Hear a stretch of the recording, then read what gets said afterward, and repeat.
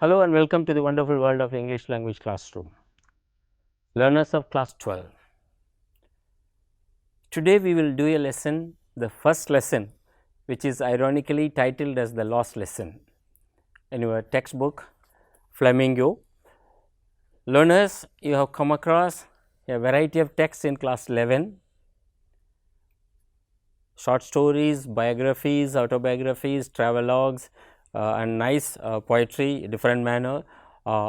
We will further explore, venture into various and diversified texts in class 12 with the purpose of acquiring language in natural context. When I say natural context, this text, the stories are going to help you work with, engage with language. So, in this context, we have a short story today, very moving, heart moving short story titled as Lost Lesson, which is situated during the Franco-Prussian War. You must be wondering what is Prussian War. We will come to that later.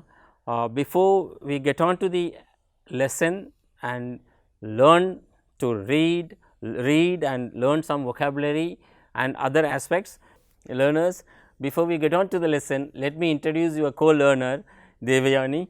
Hello. So Devyani and learners, how do you feel? I'm feeling good. Fine, fine. Okay, we also feel good, and we assume that learners also feel good at this point of time. Learners and Devyani, let me ask you some embarrassing situations, not so embarrassing, so not so good situations. The first and foremost, all of a sudden you are taken to a place where nobody speaks your language or the languages you know. So, how do you feel?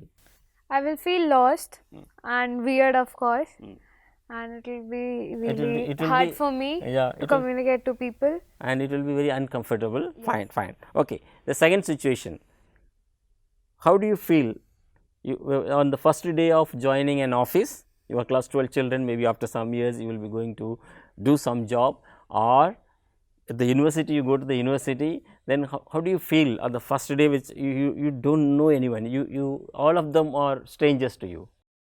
I'll start a conversation with anybody, with someone, to be honest, and yeah. Fine, all right, and these are the very difficult times. We are made to confined in, at home. So, and there are occasions we had to be alone at home for hours together, and you feel like not reading anything, watching TV also. How do you feel? I actually enjoy myself alone at home, so I don't have problem. You don't get bored. That's a good thing. That thing, you have to learn to be alone. The times are not so easy. Fine. Another thing, you must have read that Robinson Crusoe, or heard of the story. He was left in an island for so many years. Then he loses his speech because he has nothing, nobody to converse with. Then he starts reading the Bible, and at last he lost his speech. Yes, yes. So that's another extreme of the situation. All of a sudden, I do not want that to happen. Your area is occupied by somebody, colonized by somebody, the way the British did to us, or the British did to the Europeans did to the Americans or Africans. All of a sudden, someone comes on your land and imposes his or her language. How do you feel? It will be really bad. Bad. I will not feel good. Yes, so nobody will feel good. So, your language is snatched away. Yet another situation, Devyani and learners, all of a sudden you are stranded in a foreign country without money. What will you do? I don't know. You don't know. Learners, think of such situations. We know we have seen during this corona virus invasion that many people were stranded. They had money, but they could not buy anything. Yes. They could not move around. So, we have seen that. There are situations which might arise in any situations. So, why I am saying all these kind of situations, Devyani and the learners there, this story, the lost lesson, makes a group of people in a part of France all of a sudden to lose their language. Lose their language means their language will not be taught in school, their language will not be used for administration. So, all of a sudden they have the language, but that has no value. So, let us look at how people manage the situation. So, learners, let us also know why this happened, such situation. This story sets in 18, the story sets in 1870-71, when the world was 19th century completely different. It was the first world war and second world war that almost redrawn the European map. So, this was a war between France and Prussia. So, what do you understand by Prussia? It is a country's name. It is a country's name. Where is it?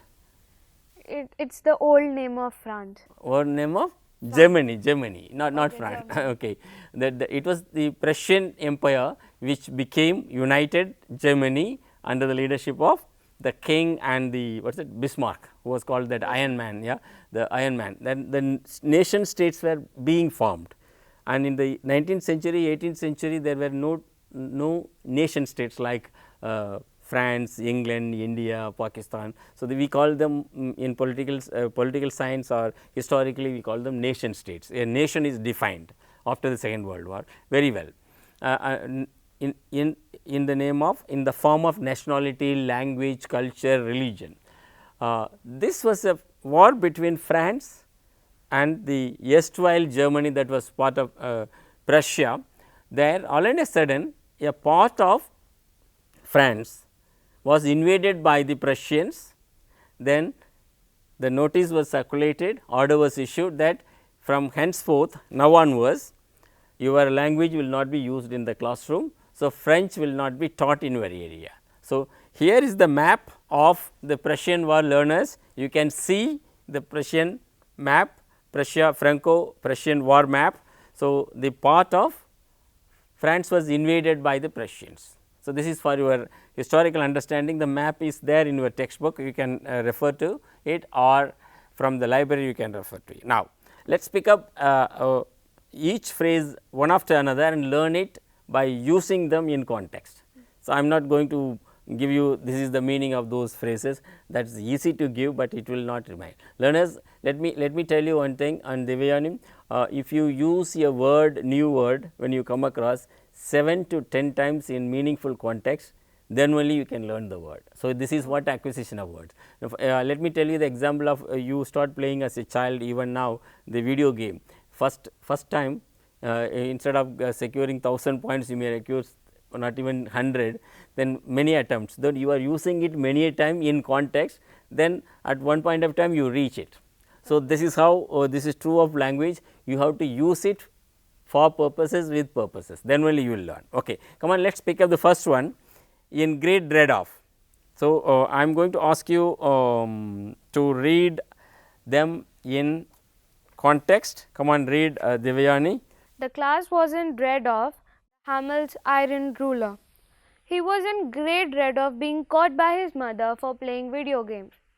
She has been delaying her work and is in great dread of getting scolded. Fine. Look at the usage, in great dread of, learners and Devayani. Let me read out. The class was in great dread of Mr. Hamel's iron ruler.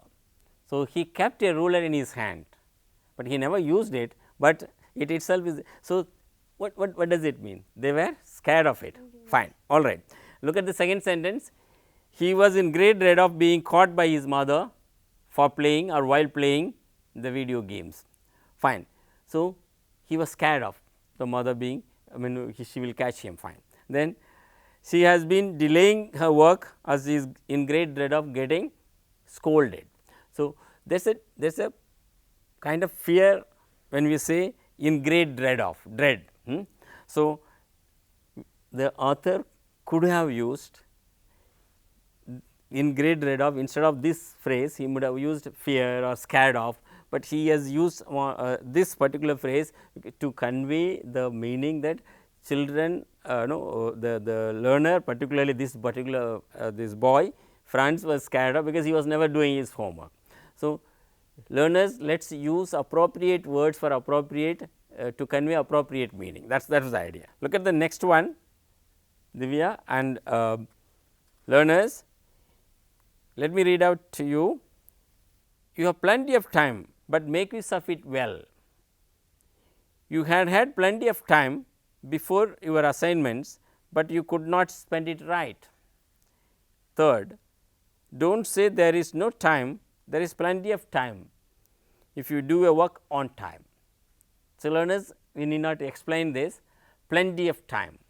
So, time can be measured in hours, minutes, days and weeks. So, plenty of time refers to what?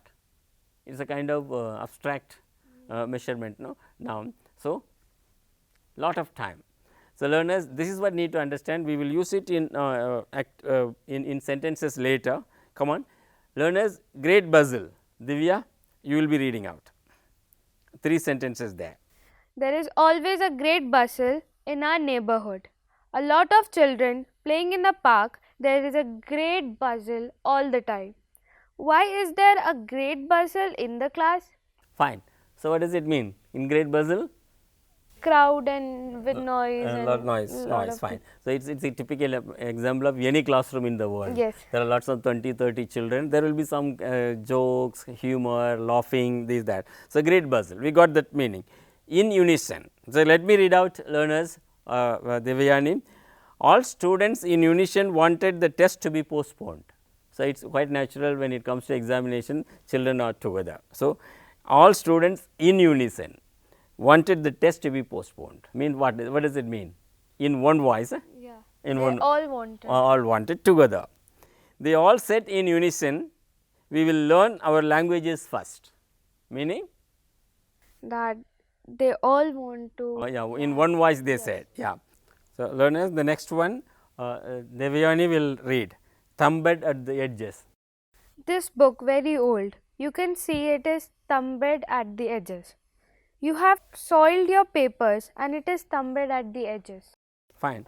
Thumbed, sometimes thumbed at the edges, learners, you know that you use the book quite often, particularly textbooks when you carry school. At the end of the corners of the book, you will see that some edges. So, folds. So, that is what thumbed at the edges. We can also use it figuratively. How there are lots of thumbed at the edges in his life. When you say that, so lots of problems. He is very old and lot of experienced person. So, let me read out again. Let me ask you to read out. Come on, the book is very old. Come on. This book is very old. You can see it thumbed at the edges. You have soiled your papers and it is thumbed at the edges. Okay, it has got soiled and the edges are, means it shows that it is much used. Come on, learners, and the next one, reproach ourselves with. No one else to blame, we have to reproach ourselves with for our actions. Many of our languages are endangered. We need to reproach ourselves with for this development. So, what is that? Some actions we can't blame others, we have to blame ourselves. So, that is what many Indian languages are in danger, like many tribal minor languages. So, whom to blame? We ourselves have to blame, because we do not teach them in school. So, same way some of our actions we only have to blame ourselves. Learners and Devyani, now we have seen a lot of phrases. So, we are going to use them. I am going to ask you to use them in sentences, and there are two phrases given to you at a time. You will have to select and the appropriate one and use its sentences. Come on, use the phrases in great dread of and in unison in the following sentences. Come on, the world is dash. The world is in dash a dangerous virus. The world is in dread of a dangerous virus. The world is in. The world is in the dread of a dangerous virus. The phrase is the great dread of. The great dread of. Okay. Say it The again. world is in great dread of a dangerous virus. Okay, fine. All the participants dash greeted the leader. All participants in unison greeted the leader. All the participants in unison greeted the leader. Fine. The rabbit was dash of being hunted by the tall man. The rabbit was great dread of being hunted by the tall man. Use the phrase incomplete. The rabbit was in great dread of being hunted by the tall man. Fine, all right. The members of the board dash took a decision to move the company to another place. The members of the board in unison took a decision to move company to another place. Move the company to another place. Fine. Now, learners, in great dread of is completely scared of, in unison is Together. together, all together in one decision or one voice. Come on. Now, learners and Devyani, let us use two more phrases, a great bustle and tumbled on the edges, and I am going to read out the sentences, you will have to pick up from them. Okay. There is always dash in the tea stall. There is always a great bustle in the tea stall. It is a common Indian scene. Okay. Do not give the book to a younger brother, he will make the book get. Don't give the book to your younger brother, he will make the book get tumbled on the edges. He will use it his own way. Fine. Okay. Now, my classroom is always dash till the teacher enters. My classroom is in always a great bustle till the teacher enters. Okay. Dash of a document tells how old it is. Tumbled on the edges of a document tells you how old it is. Fine. Okay. Now, the next two phrases, reproach ourselves with and a great bustle. We have seen great bustle, then but it is coming again. Come on. Now, let me read out the sentences for you. We have to dash of our actions against environment. We have to reproach ourselves with for our actions against environment. Again. We have to reproach ourselves for our actions against environment. Fine. A happy place is always with. A happy place is always with a great bustle. Fine. We need not dash for we have not violated any law. We need not reproach ourselves with for we have not violated any law. Fine, good. There was dash as the actor entered the stage. There was a great bustle as the actor entered the stage. Fine. They are the wrongdoers and they have to. They are the wrongdoers and they have to reproach Themselves. Fine. All right, learners, we need to use the words, the phrases in context many a time in order to learn them. When you read again the text, notice these phrases and also our exercises again, and you try to use them in your writing and speech.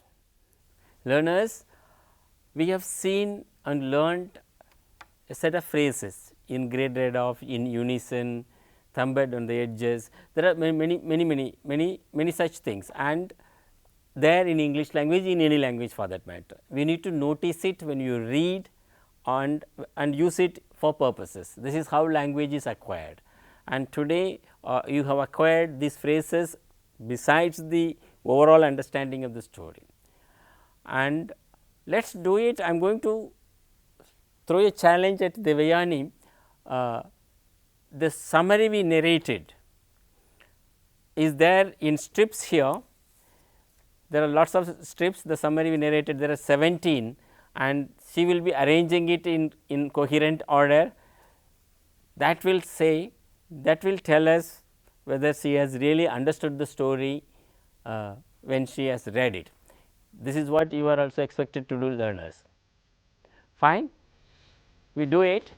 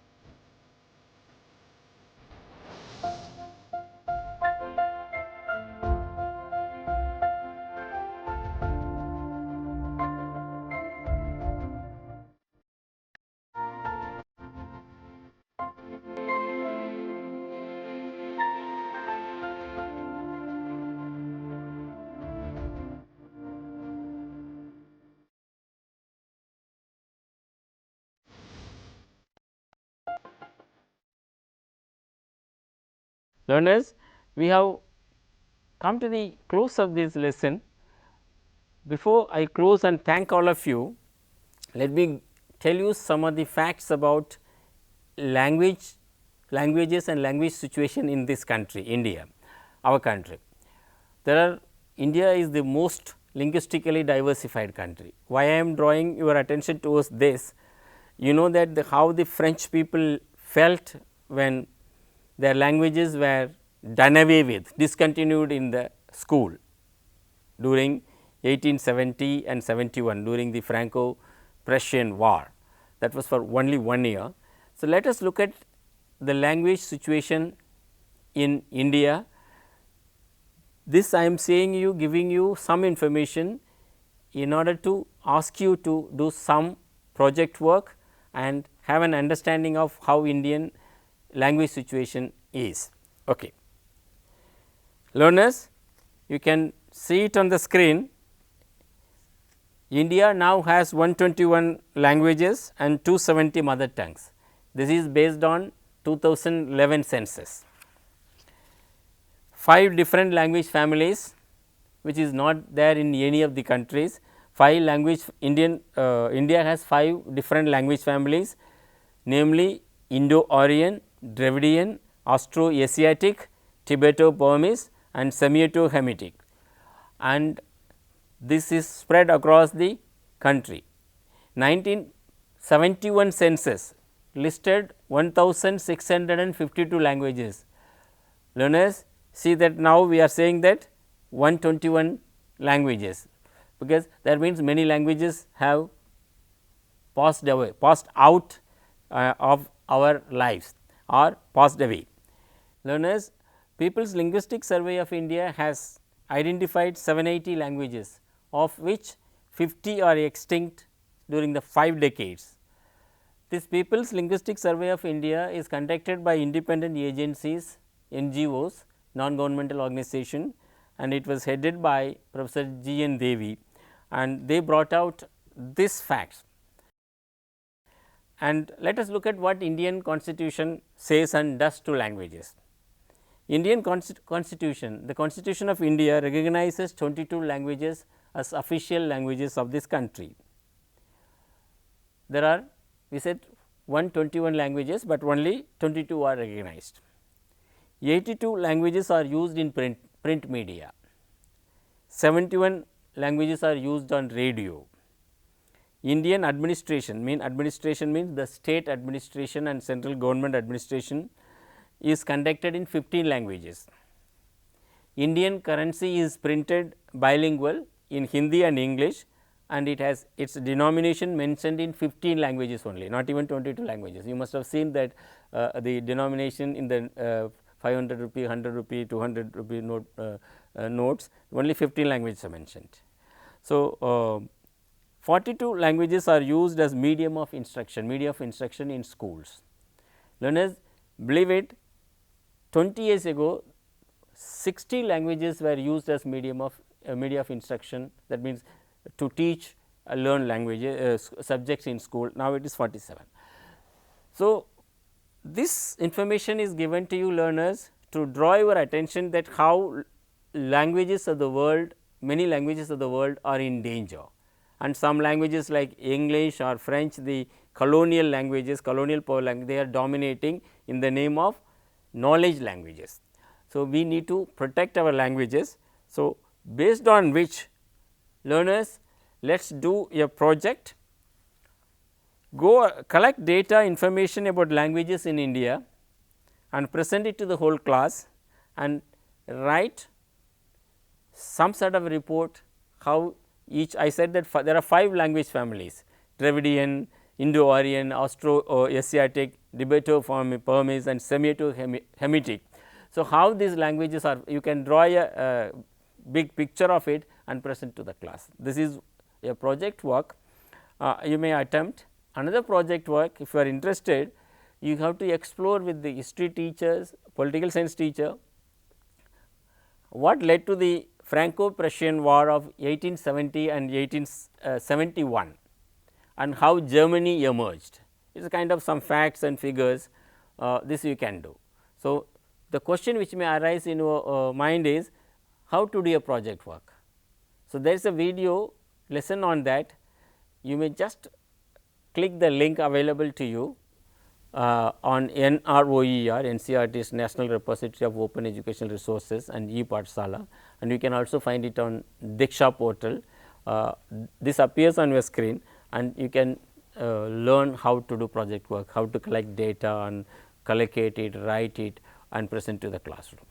Learners, thank you very much for having participated in all the activities of this first lesson, that is the last lesson of class 12. Let me also thank Devayani. Thank you. We will meet again. For her participation. We will meet you in the part 2 of this lesson. Thank you very much.